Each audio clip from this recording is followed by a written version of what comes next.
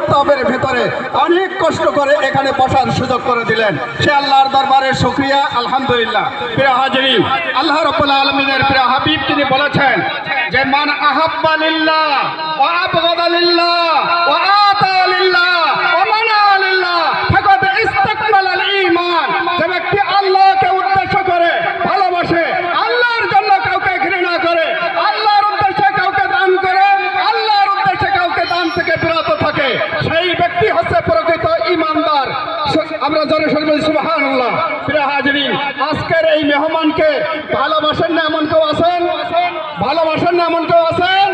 আমি সকলের কাছে অদাত্ত আহ্বান রাখবো, আমাদের বসার জায়গা অপ্রতুল, বসার জায়গার অনেক সমস্যা আছে। আমি মহতরমের পক্ষ থেকে বিনীতভাবে অনুরোধ করবো, কেউ দাঁড়িয়ে থাকবেন না, সবাই নিজ নিজ জায়গা নিয়ে বসে পড়ুন যদি তাকে ভালোবাসেন, আর যদি ভালো না বাসেন তিনি দাঁড়িয়ে থাকবেন।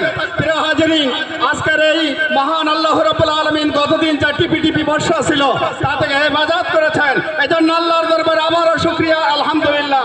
বসার ব্যাপারে অনেক সমস্যা হয়েছে, অনেক ত্রুটি হয়েছে, আপনাদেরকে ডেকে এনে অনেক কষ্ট দিয়েছি। আল্লাহর হস্তে এই কমিটিকে মাফ করে দিবেন, আল্লাহর হস্তে এই কমিটিকে মাফ করে দিবেন, এবং নিজ নিজ জায়গা নিয়ে একটু কষ্ট হলে বসে পড়েন, কেউ দাঁড়িয়ে থাকবেন না।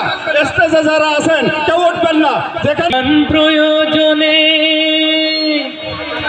জ্বলে ওঠে না, যেই মান সত্য ন্যায়ের কথা বলে না, যেই মান অন্তরে নয়, যেই মান অন্তরে নয়, মুখে ফোটায় কথার কলি, কিভাবে তারই বলো ঈমান বলি, ঠিক না? কিভাবে তারই বলো ঈমান বলি, কিভাবে তারই বলো ঈমান বলি। যে ঈমান দিন কায়েমের আন্দোলনের ধার ধারে না, যে ঈমান লেবাসধারী কুরআন হাদিস তাও পড়ে না, যে ঈমান খাজার নামে মাজার গড়ে ফুলুস কামাই, যে ঈমান শিরকি